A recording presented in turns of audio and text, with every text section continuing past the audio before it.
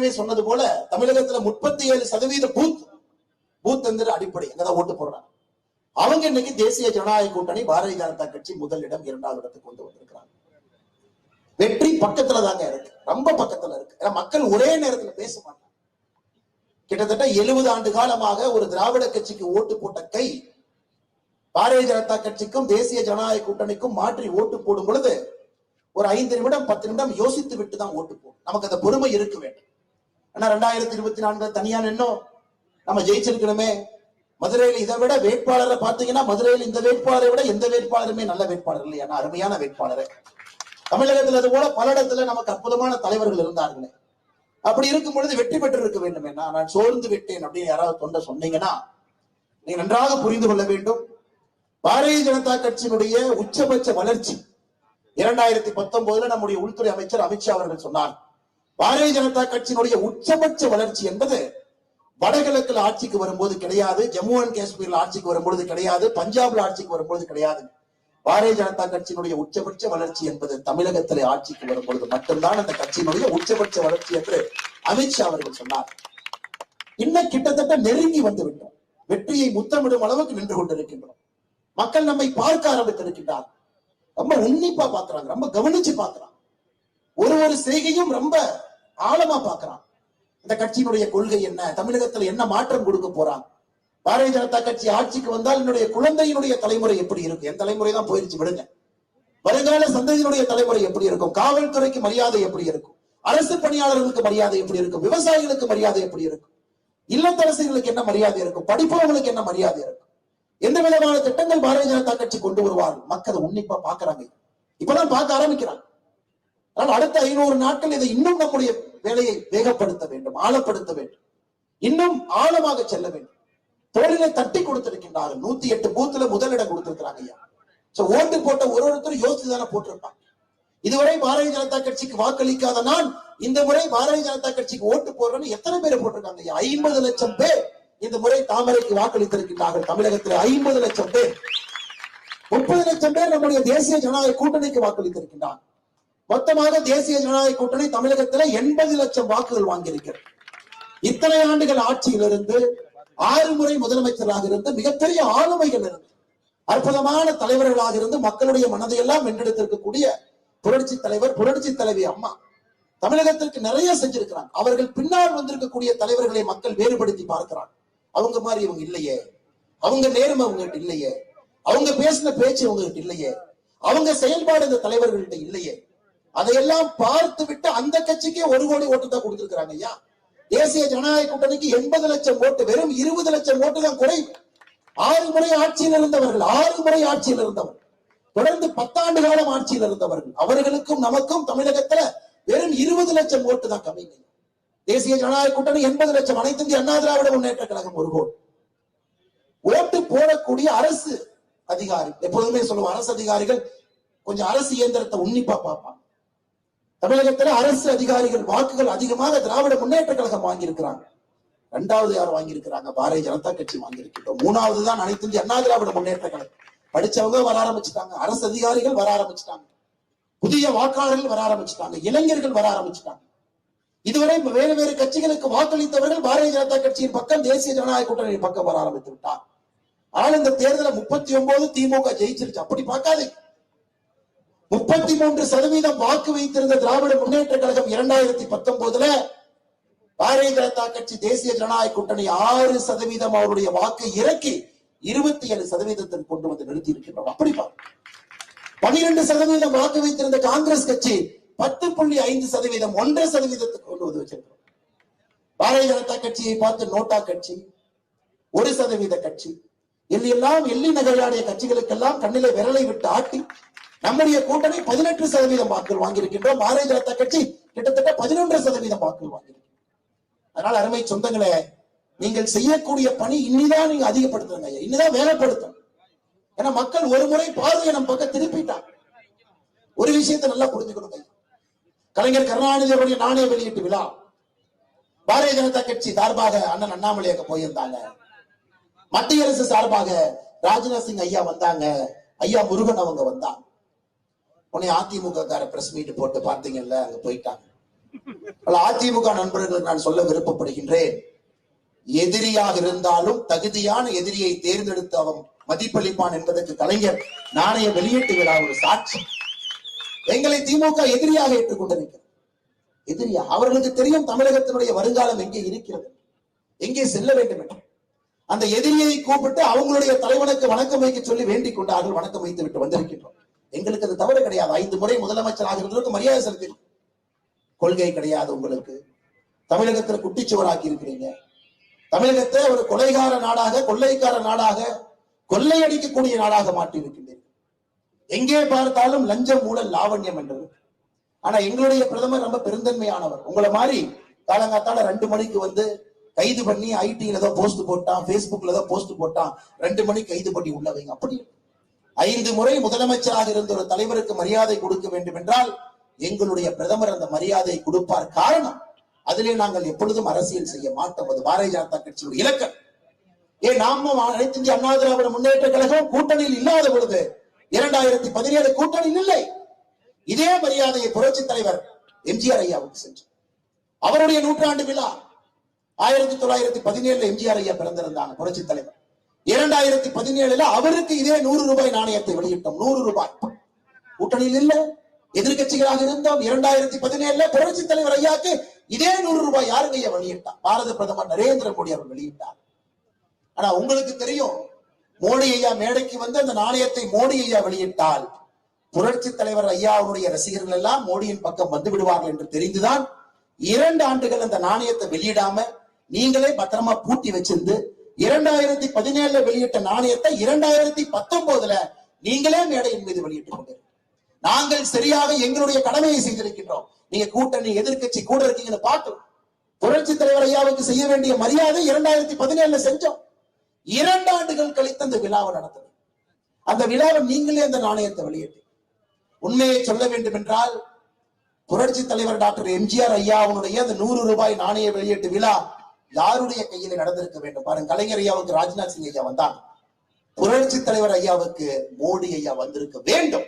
மோடி ஐயாவுடைய கையிலே அந்த 100 ரூபாய் நாணயம் வெளியிடப்பட்டிருக்கு. அது உங்க பிரச்சனை. நீங்க கூப்பிட்டாங்கன்னா மோடி ஐயாவை பாக்குறாங்க, மோடி ஐயாவின் பக்கம் சென்று விடுவார்கள் என்கின்ற காழ்ப்புணர்ச்சியில நீங்க அந்த நாணய வெளியீட்டு விழா வச்சு அதற்கு நாங்கள் என்ன செய்ய முடியும்? மோடி ஐயாவுடைய கையிலே அந்த நாணயத்தை வெளியிட்டு இருந்தா ஜம்மு அண்ட் காஷ்மீர் பத்திரிகையில படிப்பான், நாகாலாந்துல படிப்பாங்க ஐயா, சிக்கிம்ல படிப்பான். புரட்சி தலைவர் யார்?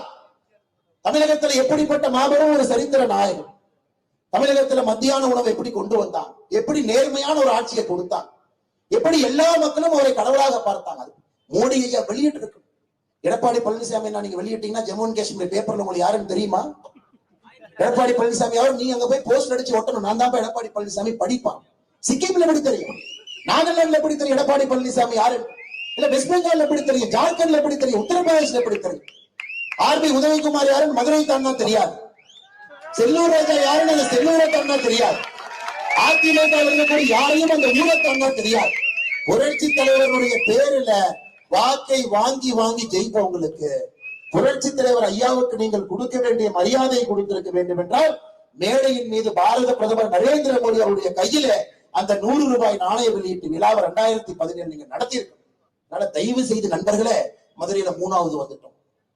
அதிமுகவுக்கு முகம் அப்படி கோணலா போயிடுச்சு. செல்லூர் ராஜா சொல்றாங்க, ஒருத்தர் கேட்கிறார் கூட்டத்தில், ஏப்பா எடப்பாடி பழனிசாமி என்ன மாதிரி மாபெரும் தலைவரை வச்சு எப்படியா 3வது வந்தேன்? செல்லூர் ராஜா என்ன சொன்னா, நாங்களும் தான் தூக்கி சம்பந்தம், மக்கள் ஓட்டு போடனா நாங்க என்ன பண்றது? அப்பப்ப அதிமுக காரங்க அந்த உண்மையை பேசிடுவோம். வாக்கு என்பது அப்படியே வந்து போற்ற மாட்டாங்க ஐயா. தலைவர்களை பார்ப்பாங்க, யார் மக்களோடு நிற்கின்றார்கள், எந்த ஆட்சி வேலை செய்திருக்கிறது, யார் மூலமாக மக்களுக்கு பயன் கிடைத்திருக்கிறது, அதெல்லாம் பார்த்துதான் ஓட்டு போடும். இன்னைக்கு தமிழகத்துல திராவிட முன்னேற்ற கழகத்துக்கு முற்றிலும் எதிரான நிலைமை இருக்கு. 2026 ஒரு விஷயம் நமக்கு தெளிவாக தெரியும், திமுகவுக்கு எதிராக ஒரு சக்தி ஆட்சியில வந்து உட்கார போறாங்க என்பது எல்லா மக்களுக்கும் தெரியும். எனக்கு அனைத்து இந்திய அண்ணா திராவிட முன்னேற்ற கழகம் என்னதான் குப்பீகரணம் போட்டாலும், திராவிட முன்னேற்ற கழகம் என்னதான் தங்கு சக்கர சுத்தினாலும் பாரதிய ஜனதா கட்சியினுடைய வளர்ச்சியை யாராலும் தடுக்க முடியாது. அதுவும் நீங்க பத்திரிகை நண்பர்கள் இருக்கும்போது இன்னொரு விஷயத்தை சொல்ல கடமைப்பட்டிருக்கின்றோம். நாங்கள் எல்லா மோடியின் பின்னால் வந்திருப்பது, உங்களுக்கு கரம் கொடுத்து உங்களோடு நிற்பது, திராவிட முன்னேற்ற கழகத்தை ஒழிக்க வேண்டும் என்கின்ற ஒரே காரணத்திற்காகத்தான் எல்லா வேலையை விட்டுட்டு இங்க இருக்கிறவங்க நாம எல்லாருமே தமிழகத்துல வந்து உட்கார்ந்து திமுக என்கின்ற தீய சக்திக்கு தமிழக மண்ணில இடம் இல்லை என்கின்ற ஒற்றை காரணத்திற்கு தான் இத்தனை பேர் இங்கே நின்று கொண்டிருக்கின்றோம். அதுல யாருக்கும் இந்த சந்தேகம் வேண்டாம். திராவிட முன்னேற்ற கழகம் என்னைக்கு தமிழக மண்ணிலே ஒழிக்கப்படுகிறதோ அன்னைக்குத்தான் தமிழக மக்கள் உண்மையான ஒரு மறுமலர்ச்சியான ஒரு ஜனநாயகத்தை அந்த மண்ணில பார்க்க போறாங்க. அதை நிச்சயமாக பாரதிய ஜனதா கட்சி செய்யத்தான் போகிறது. காரணம், நீங்க இன்னைக்கு பாருங்க, எந்த கட்சி உங்களுக்காக பேசுது பாருங்க, எந்த கட்சி உங்களுக்காக போராட்டம் பண்ணுதுன்னு பாருங்க, எந்த கட்சியினுடைய தொண்டர்கள் சிறைக்கு போறாங்கன்னு பாருங்க, எந்த கட்சியினுடைய தலைவர்கள் மீது வழக்கு இருக்கு, தலைவர்கள் சிறைக்கு போறாங்கன்னு பாருங்க. நீங்கள் கடந்த 3 ஆண்டுகளை உற்று பார்த்தீங்கன்னா உங்களுக்கு தெரியும், அது பாரதிய ஜனதா கட்சியினுடைய தலைவர்கள் தொண்டர்கள் மட்டும்தான் உங்களுக்காக களத்தில் நின்று கொண்டிருக்கின்றார்கள், மக்களுக்காக பணியாற்றி கொண்டிருக்கின்றார்கள். அதுல எந்த விதமான மாற்று கருத்தும் யாருக்கும் வேண்டாம். அன்பு சகோதர சகோதரி, நம்முடைய வளர்ச்சியை தடுப்பதற்கு எல்லா வேலையும் எல்லாம் செய்வார். தமிழகத்தில் எப்பொழுதுமே 3வது அணி என்பதை உருவாக விடமாட்டான்.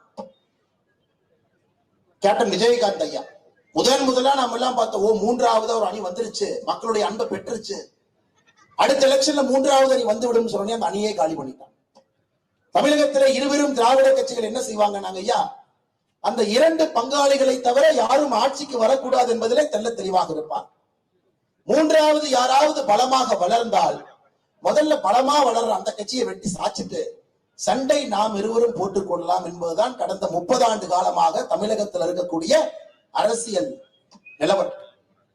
ஐயா மூப்பனார் அவர்கள் ஆரம்பித்து, ஐயா வைகோ அவர்கள் ஆரம்பித்து, நீங்க நல்லா உத்து பாருங்க, கேப்டன் விஜயகாந்த் அவர்கள் ஆரம்பித்து 3வதாக யாரெல்லாம் வருகின்றார்களோ அவர்கள் பின்னால் அந்த 2 திராவிட கட்சிகளும் யுத்தத்தை ஆரம்பிக்கும். அதனால்தான் இன்னைக்கு பாரதிய ஜனதா கட்சியின் மீது மிக அதிகமாக கற்கள் வீசப்படுகிறது. எல்லாரும் மேலையும் தாக்குதல், சிறைக்கு அனுப்புங்க, தவறா எழுதுங்க, தவறா பேசுங்க, கெட்ட வார்த்தையில ஆபாசமா திட்டுங்க, கட்சியினுடைய வளர்ச்சியை தடுப்பதற்கு என்னவெல்லாம் செய்ய முடியுங்க 2 கட்சிகளும் செய்து பார்த்துக் கொண்டிருக்கின்றார். ஆனால் இது நமக்கு இருக்கக்கூடிய மிகப்பெரிய சவால். கடந்த 30 ஆண்டுகளாக யாரும் செய்ய முடியாததை பாரதிய ஜனதா கட்சி 2026 செய்து காட்ட வேண்டிய கட்டாயம் நமக்கு இருக்குங்க. மாபெரும் தலைவர்கள் 3வதா வர முடியலைங்க. 2 கட்சிகளும் வீழ்த்தி அவரால் ஆட்சிக்கு வர முடியும். ஜி.கே. மூப்பனார் ஐயா எவ்வளவு பெரிய மனிதர், எவ்வளவு நேர்மையான ஒரு மனிதர், முடியவில்லை அவரால். வைகோ ஐயா, ஆரம்பகால வைகோ, இப்ப இருக்கிற வைகோ ஐயா விட்டுருங்க, ஆரம்பகால வைகோ ஐயாவை பாருங்க, கேப்டன் விஜயகாந்த் அவர்களை பாருங்க, எவ்வளவு தீர்க்கமாக அரசியல் இருந்தார், எப்படியெல்லாம் அவர்கள் காலி செய்யப்பட்டார்கள் என்பதை அரசியல் சரித்திரம் திறந்த யார் படித்தாலும் கூட நமக்கு தெரியும். தமிழகத்திலே 3வதாக மக்கள் நமக்கு இப்பதான் தண்ணி ஊத்திங்க ஐயா, அந்த செடி வளர ஆரம்பிக்கும். இப்பதான் மக்கள் தண்ணி ஊத்தி செடி வளர ஆரம்பிக்கும். 37 இடத்துல 1வது 2வது வருவது சாதாரணமான வேலைகளாங்க ஐயா. பணம் கொடுக்காம, ஓட்டுக்கு பணம் கொடுக்காம நியாயமாக மக்களை நம்பி நின்று 37% இடத்துல 1வது 2வது வருவது சாதாரண வேலைங்க. அதனால்தான் அன்பு தொண்டர்களே, தலைவர்களே, மக்களுக்கு நாம கடன்பட்டு இருக்கின்றோம், கடன்பட்டு இருக்கோம். வெளியே போய் சொல்லுவாங்க, பீகார்ல காசு வாங்காம ஓட்டு போடுறோம், இந்த ஊர்ல காசு வாங்காம ஓட்டு போடுறோம், உங்க ஊர்ல காசு வாங்கி ஓட்டு போடுறோம். வெளி மாநிலத்தை கேட்கின்றார்கள். நான் தைரியமா சொல்றேன், தமிழகத்துல 80 லட்சம் பேர் பாரதிய ஜனதா கட்சி கூட்டணி, தேசிய ஜனநாயக கூட்டணிக்கு 1 ரூபாய் வாங்காம ஓட்டு போட்டுருக்காங்க.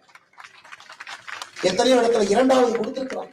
மக்களுக்கு இப்பதான் முதல்ல நம்பிக்கை வருது. அவங்க 30 வருஷமா ஏமாந்துட்டாங்க. 3வதாக யாரும் வர முடியாது என்பதை மக்களுடைய மனதிலே விதைத்து வைத்திருக்கின்றார். இந்த 2 கட்சிகளுக்கு மாற்று யாரும் இல்லை என்பதை விதைத்து வைத்திருக்கின்றார். ஜி.கே. மூப்பனார் ஐயானால முடியல, வைகோ ஐயானால முடியல, கேப்டன் விஜயகாந்த் அவர்களால முடியல, யாருனாலையும் முடியாது. இன்னைக்கு தாங்க ஐயா உடைக்கிறோம். இது கஷ்டமான ஒரு பாறை, இது உடைப்பது அவ்வளவு எளிது கிடையாது. காரணம், இங்கே பாரதிய ஜனதா கட்சி வந்துவிட்டால் உண்மையான ஜனநாயகத்தை தமிழக மக்கள் பார்க்க ஆரம்பித்தார். இன்னைக்கு நீங்க சுத்தி பாருங்க ஐயா, சுத்தி பாருங்க. 70 ஆண்டு காலமாக திராவிட அரசியல் சுத்தி பாருங்க. 1967 இருந்து ஆரம்பிக்கலாங்க ஐயா. 1967 வந்தோடனே இவங்க என்ன பண்ணாங்கன்னு மட்டும் பாருங்க. அதுவரை பூட்டி கிடந்த மதுக்கடைகளை திறந்தாங்க. பூட்டி கிடந்த மதுக்கடைகளை திறந்து மது ஆறாக எல்லா பக்கமும் பெருக்கெடுத்து ஓடிச்சு. பச்சை தமிழன் கர்ம வீரர் காமராஜர் ஐயா 1964 அவருடைய இருக்கையை விட்டுவிட்டு எனக்கு முதலமைச்சர் பொறுப்பு வேண்டாம், நான் கட்சி பணிக்காக செல்லுகின்றேன் என்று 1964 சொன்ன பொழுது தமிழகத்தினுடைய மொத்த விவசாய நிலம் 60 லட்சம் ஹெக்டேர். 60 லட்சம் ஹெக்டர்ல விவசாயம் பண்ணுங்க ஐயா.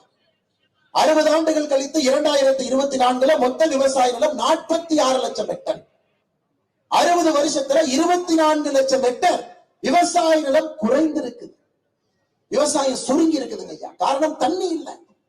தண்ணி இல்லை. காமராஜர் ஐயா 1964 எத்தனை அணைங்க ஐயா கட்டிட்டு போனார். அதன் பிறகு எத்தனை அணையை கட்டி இருக்கிறார்.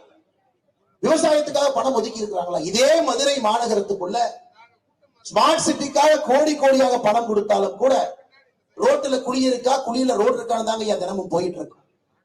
மதுரை மாநகரம் சங்கத்தமிழ்ல இருந்து ஆரம்பிக்கும். சங்கம் வளர்த்த ஒரு ஊர், சங்கம் வைத்து தமிழை வளர்த்த ஒரு ஊர். இந்த ஊருக்கு சரித்திரமே இல்லைங்கய்யா. நமது ஓல்டஸ்ட் சிட்டி, புராதனமான ஒரு நகரம். காசிக்கு வந்து நம்ம சைட்ல ஒரு ஊரை கொண்டு வந்து காசிக்கு பக்கத்துல நிறுத்தினா அது மதுரை மாநகரம். எல்லா காலத்திலும் நிலைத்து நின்ற ஒரு நகரம். தண்ணி இருக்குங்களாங்க ஐயா? சுகாதாரம் இருக்கா? மக்கள் நிம்மதியாக ஒரு பக்கம் போயிட்டு வர முடியுமாங்க ஐயா? நீங்களே சொல்லுங்க. ரோடு ஒழுக்கமா இருக்கா? குடிக்கிறதுக்கு தண்ணி ஒழுக்கமா வருதா? எதுவுமே இல்லை. கேட்டால் திராவிட மாடல். அவங்கதான் உள்ளாட்சி பிரதிநிதிகள், அவங்கதான் மேயர், அவங்கதான் எம்எல்ஏ, அவங்கதான் மந்திரி, அவங்கதான் முதலமைச்சர், அவங்கதான் எம்பி, எல்லாம் அவங்கதான். எங்கே கொண்டு போய் நிறுத்தி வச்சிருக்கிறாங்க. ஏன் நீ வளரவில்லை என்று கேட்டால் நான் என்ன செய்ய முடியும்? வடக்கு வளர்கிறது, நான் என்ன செய்ய முடியும்? நீ ஏன் வளரலிங்கிறதா கேள்வி நாம கேட்கணும். 70 ஆண்டு காலமாக திராவிட கட்சிகள் ஆட்சியில் இருக்கு. ஏன் வளரல? இன்னொரு மாநிலம் வேகமாக வளர்வது நம்முடைய குற்றம் அல்ல. அவர்கள் உழைக்க தயாராகி விட்டார்கள், வேகமாக வளர்றாங்க. தமிழகத்தில் நீங்கள் வந்த பிறகு டாஸ்மாக் கடைகளை திறந்த பிறகு என்ன ஆச்சுன்னு மட்டும் யோசிச்சு பாருங்க. 18 வயசுலிருந்து 60 வயசுக்குள்ள ஆண்கள் 19% மதுவுக்கு அடிமையாக இருக்கின்றார்கள். 19%. எப்படிங்க வேலை பார்க்க முடியும்? எங்கே சென்றாலும் கூட டாஸ்மாக், எங்கே சென்றாலும் லஞ்ச லாவண்யம் எல்லா பக்கம் பெருக்கெடுத்து ஓடுதுங்க. விவசாயத்துக்கு தண்ணி இல்லை, விவசாயம் பண்ண முடியல. படித்தவர்களுக்கு வேலை இல்லை, தொழிற்சாலைகள் ஆரம்பிக்க முடியவில்லை. கேட்டா மதுரைக்கு 2 தாதா இருப்பாரு, மூர்த்தி தாதா இருப்பாரு, 2 தாதா இருப்பாரு. இவங்க சண்டையிலேயே மதுரை மாநகரம் காணாம போயிடும். பிடிஆருக்கு இவருக்கு நடக்கிற சண்டை. அந்த மேயரம்மா இங்க ஒரு கால் இங்க ஒரு கால், வடிவேல் சொல்ற மாதிரி தென்னை மரத்துக்கு ஒரு குத்து, பனை மரத்துக்கு ஒரு குத்து, இப்படியே பண்ணி பண்ணி மதுரை மாநகரம் எனக்கு தெரிந்து 3 வருடமாக நான் இங்கே வந்து கொண்டிருக்கின்றேன். ஒரு முறை வரும் பொழுதும் மதுரை மாநகரத்தினுடைய வளர்ச்சி குறைவதை கண்ணால் என்னால் பார்க்க முடியும். ரோடு இல்லைங்க. உருப்படியான ரோட்ல உங்களால வர முடியும். மக்கள் இதுல போனீங்கன்னா, 2 வீலர்ல போனீங்கன்னா எவ்வளவு குப்பைங்க ஐயா, எவ்வளவு குப்பையை நீங்க சுவாசிக்கிறீங்க, எவ்வளவு நோய் உங்களுக்கு வரும், எவ்வளவு நோய் வருங்க ஐயா. அதுக்குதான் வரி கொடுக்குறீங்களா? அதுக்குதான் கஷ்டப்படுறீங்களா? அதுக்குதான் ஓட்டு போடுறீங்களா? இல்ல உருப்படியான ஒரு தண்ணியை குடிக்க முடியுமாங்க ஐயா? இங்க இருக்கக்கூடிய நதிகளை என்ன பண்ணி வச்சிருக்கிறாங்கன்னு பாரு. கேட்டா திராவிட மாடல் அரசு. இதையெல்லாம் மாற்ற வேண்டும் என்பதற்காகத்தான் பாரதிய ஜனதா கட்சி உங்கள் முன்னால் நின்று கொண்டிருக்கிறீங்க. இதை மாற்றணும், அடிப்படையே மாற்ற. அடிப்படை ஒழுக்கமான மக்களுக்கு ஆட்சி செய்யக்கூடிய அரசு வந்து உட்கார்ந்து ஆட்சி செய்யக்கூடிய அந்த நாற்காலில் அமர்வர்களுக்கு என்ன ஆட்சி செய்யணும் தெரியணும் ஐயா. உள்ளாட்சி பிரதிநிதிகள் உங்களுக்கு வேலை செய்பவர்களாக இருக்க வேண்டுமோ தவிர, நான் மதுரையில உள்ளாட்சி பிரதிநிதியா வந்துட்டு 5 கோடி ரூபாய் வரும், அதுல 40% கமிஷன் அடிச்சா 2 கோடி 5 வருஷத்துல, அப்படி யோசிக்காம உங்களுக்கு பணி செய்யக்கூடிய உள்ளாட்சி பிரதிநிதிகள் நமக்கு வேண்டும். அதனால்தான் இந்த முறை எங்களுக்கு ஒரு பெரிய நம்பிக்கை 2024 பிள்ளையார் சொல்லி போட்டிருக்கிறீங்க. அடுத்து உள்ளாட்சி தேர்தலில் இன்னும் ஒரு படி தேசிய ஜனநாயக கூட்டணி பாரதிய ஜனதா கட்சி இன்னும் ஒரு படி மேல போவாங்க. 2026 வரும் பொழுது பாரதிய ஜனதா கட்சி ஆட்சி கட்டளை அமரும். அது எந்த மாற்று கருத்தும் வேண்டாம். அது மட்டுமில்லை அன்பு சகோதர சகோதரிகளே, பாரதிய ஜனதா கட்சியினுடைய தொண்டனுடைய அடிப்படை ரத்தம் என்பது திராவிட கட்சிகள் வேண்டாம் என்பது நம்முடைய அடிப்படை ரத்தம், நம்மளுடைய ஓடக்கூடிய ரத்தம். கால சூழ்நிலை வேறு வேறு காலகட்டத்துல திராவிட கட்சியினுடைய பிடியிலே மாட்டி இருந்தோம். ஆனா இன்னைக்கு தமிழக மக்களுடைய எண்ணத்தை நாம் பிரதிபலிக்கின்றோம். மக்கள் வாக்களிக்க தயாராக இருக்கும் பொழுது நாம் எதற்கு திராவிட கட்சிகள் பின்னால் செல்ல வேண்டும்? தைரியமாக உங்க முன்னாடி நிக்கிறோம். அது மோடி ஐயா எவ்வளவு பெரிய முடிவு எடுத்திருக்கிறாங்க பாருங்க. 303 இருந்த நம்முடைய கட்சி உங்களுடைய அன்பையெல்லாம் பெற்று 283 இருந்த கட்சி அன்பையெல்லாம் பெற்று 303. இன்னைக்கு 2024 மறுபடியும் ஆட்சியில் இருக்கு. ஒரு கஷ்டமான சூழ்நிலை. இலங்கை பக்கத்தில் இருக்கக்கூடிய ஒரு நாட்டை பாருங்க ஐயா. பங்களாதேஷ், மாலத்தீவு, நேபாள், பாகிஸ்தான், ஆப்கானிஸ்தான், நம்மை சுற்றி எல்லா இடத்திலும் கூட ஜனநாயகம் என்பது பொய்யாகி கொண்டிருக்கிறது. மக்கள் மரியாதையை இழந்து விட்டார், ஜனநாயகத்தின் மீது மரியாதை இழந்து விட்டார். இலங்கையில கலவரம், பங்களாதேஷ்ல கலவரம், எல்லா இடத்திலும் கூட இந்தியாவை சுற்றி எங்கேயும் ஜனநாயகத்திற்கு மரியாதை இல்லை. ஆனா இங்க மட்டும்தாங்க ஐயா ஜனநாயகத்துக்கு மரியாதை இருக்கு. அதனால் நம்முடைய கடமை மோடி ஐயாவின் கூட நிற்க வேண்டும், கரத்தை வலுப்படுத்த வேண்டும். தமிழகத்திலே தேசியம் வர வேண்டும், பாரதிய ஜனதா கட்சி ஆட்சிக்கு வர வேண்டும், விவசாயத்தை மறுபடியும் மலமலர்ச்சியாக கொண்டு வர வேண்டும். காவல்துறையிலிருந்து ஆரம்பித்து பள்ளி ஆசிரியர்களிலிருந்து ஆரம்பித்து அவர்களை மறுபடியும் ஊக்குவித்து மக்களுக்காக பணி செய்ய வைக்க வேண்டும். அதெல்லாம் தாண்டி தொழில் புரட்சியை உருவாக்கி மறுபடியும் வேலை வாய்ப்பை உருவாக்கி வைக்க வேண்டும். அதையெல்லாம் தாண்டி இல்லத்தரசிகளுக்கு மரியாதை. 70 ஆண்டு காலமாக குடிசையை வைத்து ஓட்டு வேட்டை நடத்தக்கூடிய திராவிட கட்சிகளை ஓடவிட வேண்டும் என்றால், குடிசைகள் இல்லாத தமிழகத்தை அமைக்க வேண்டும் என்றால் அதுவும் பாரதிய ஜனதா கட்சியால் மட்டும்தான் முடியும். இது தேசிய கட்சி. தேசிய கட்சி தமிழ்நாட்டை கையில வச்சுக்குவாங்களா, விட்டு கொடுத்துருவாங்களா? ஐயா, பாரதிய ஜனதா கட்சி நல்லா தெரிஞ்சுக்கங்க ஐயா. உங்களுக்கு தெரியும், தொண்டர்களுக்கு, தலைவர்களுக்கு, பொதுமக்கள், கர்நாடகாவிலே பிஜேபி அரசு மேகதாத்துவிலே அணை கட்ட வேண்டும் என்று சொன்ன பொழுது, கர்நாடகாவில் பிஜேபியினுடைய அரசு மேகதாத்து அணையிலே அணை கட்ட வேண்டும் என்று சொல்லும் பொழுது, தமிழகத்தினுடைய பாரதிய ஜனதா கட்சியினுடைய எல்லா தலைவர்கள், தொண்டர்களும் தஞ்சாவூரிலே ஒரு நாள் உண்ணாவிரதம் இருக்கிறார். கர்நாடகாவில் இருக்கக்கூடிய பாரதிய ஜனதா கட்சி அரசை எதிர்த்து நீ அணையை கட்ட முடியாது, அணையை கட்டுவோம் என்று அவர்கள் டெல்லிக்கு செல்லும் பொழுது அணையை கட்டக்கூடாது என்று நாங்களும் டெல்லிக்கு சென்றோம். அதன் பிறகு மத்திய அரசு சொன்னார்கள் அணையை கட்ட முடியாது என்று. பாரதிய ஜனதா கட்சி எப்பொழுதும் இங்கே தமிழகத்திற்காக இருப்பதற்காகத்தான் தமிழர்கள் நாம் பாரதிய ஜனதா கட்சியில இணைந்து தேசிய கட்சியில பணியாற்றிக் கொண்டிருக்கின்றோம். நமக்கு தேசியம் வர வேண்டும், தமிழ்நாட்டில தேசியம் வர வேண்டும், அது தமிழர்களால வரணும், தமிழ் மண்ணில தமிழர்களுக்காக அந்த தேசியம் வர வேண்டும் என்கின்ற ஒற்றை கொள்கையிலே பாரதிய ஜனதா கட்சி அமர்ந்திருக்கிறது. சமீபத்தில் மத்திய பிரதேசனுடைய முதலமைச்சர் கோயம்புத்தூருக்கு வந்தார், மோகன் யாதவ் அவர்கள். மத்திய பிரதேசனுடைய முதலமைச்சர் எனக்கு தொலைபேசி மூலமாக அழைத்தார். கோயம்புத்தூருக்கு வர்றேன், மத்திய பிரதேசத்துக்கு முதலீடு வேண்டும், கோயம்புத்தூர்ல இருக்கக்கூடிய நிறுவனங்களை சந்திக்க போறேன், தமிழ்நாட்டில் தான் உங்க அரசு எதுவுமே பண்ணலையே, எதுவுமே திமுக செய்யாதனால எல்லாம் மத்திய பிரதேசம் வருவதற்கு தயாராக இருக்கின்றார்கள், நான் முதலீட்டாளர் மாநாட்டை கோயம்புத்தூருக்கு நடத்துறேன்.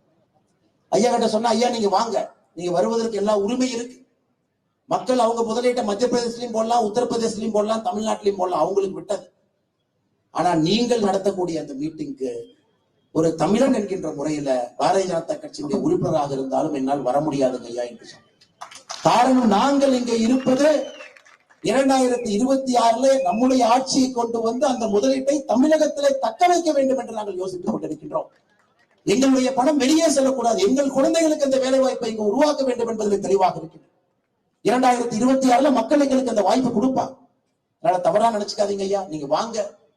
ஒரு பாரதிய ஜனதா கட்சியினுடைய தொண்டன் என்கின்ற முறையில விமான நிலையத்தில் வரவேற்பு கொடுக்கிறோம். நீங்கள் நடத்தக்கூடிய எந்த மீட்டிங்கையும் நாங்கள் பங்கேற்க மாட்டோம். நீங்கள் திரும்பி செல்லும் பொழுது உங்களை வழியனுப்பி வைக்கின்றோம், எங்களுடைய பாரதிய ஜனதா கட்சி தொண்டன் என்கின்ற கடமையா. மற்றபடி திமுக மோசமா ஆட்சி செய்துங்க ஐயா, ஆனால் பணம் வெளியே போது முதலீடு, அது செல்லக்கூடாது, அதனால் நான் வரமாட்டேன்.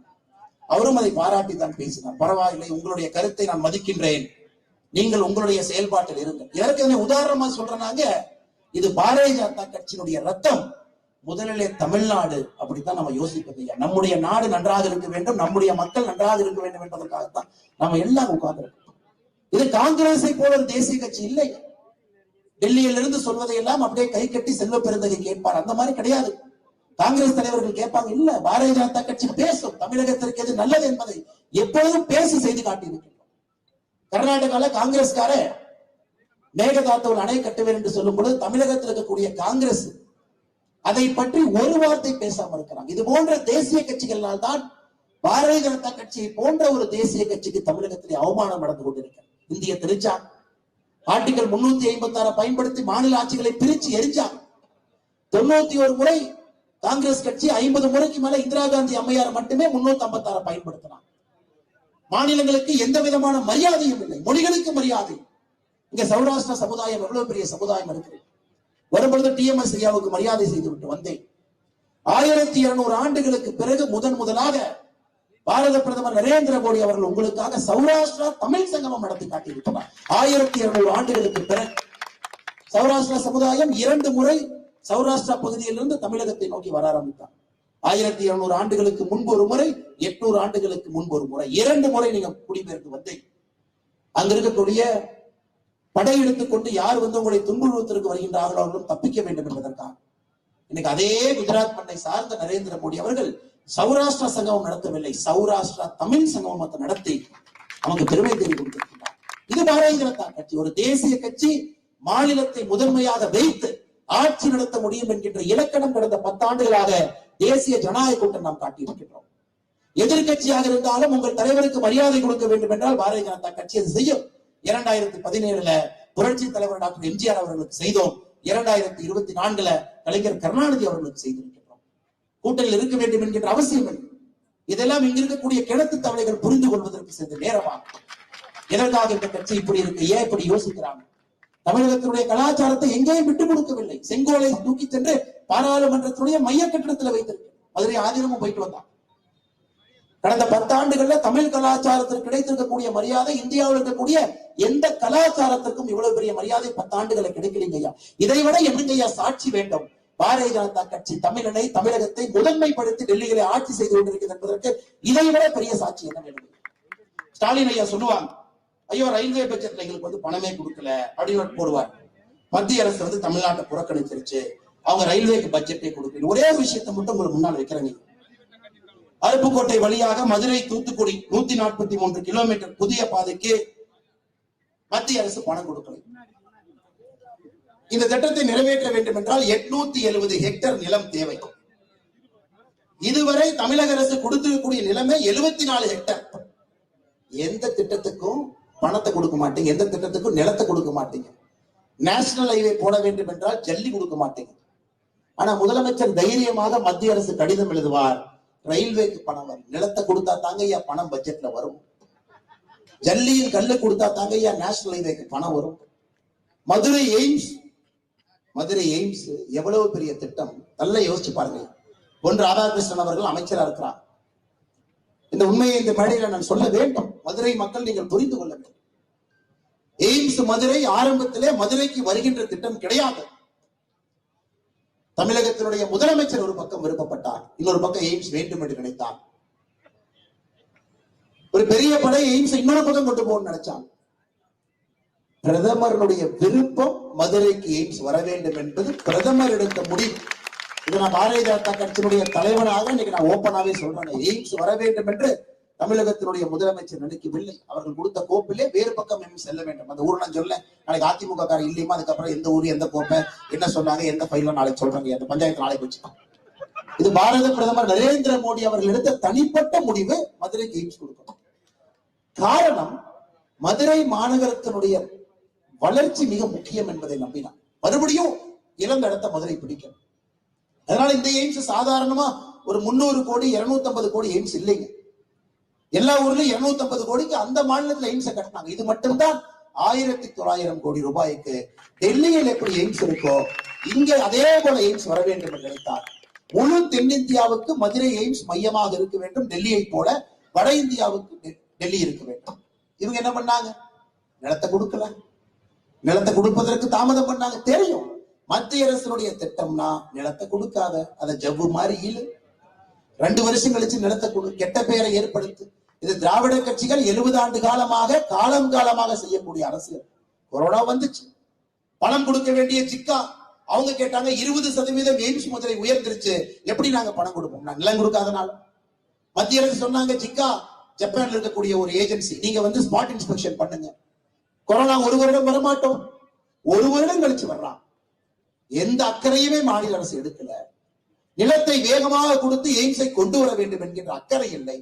காரணம், இது பிரதமர் அவர்கள் மதுரைக்கு கொடுக்க வேண்டும் என்ற தனிப்பட்ட முடிவை பிரதமர் எடுத்தார். அதன் பிறகு ஜிக்காக்காரன் 1 வருஷம் கழிச்சு இன்ஸ்பெக்ஷன் பண்ணான். இன்னைக்கு நாங்கள் உறுதியாக சொல்லுகின்றோம், 2026 மேல எய்ம்ஸ் உங்கள் பயன்பாட்டுக்கு வந்துவிடும். அதுல பிரச்சனை என்ன தெரியுங்களா? திமுக தெளிவா இருக்கிறாங்க, 2026 எய்ம்ஸ் வரக்கூடாது, அந்த எலெக்ஷனும் எய்ம்ஸ் வரலின்னு வச்சு பிரச்சாரம் பண்ணணும்.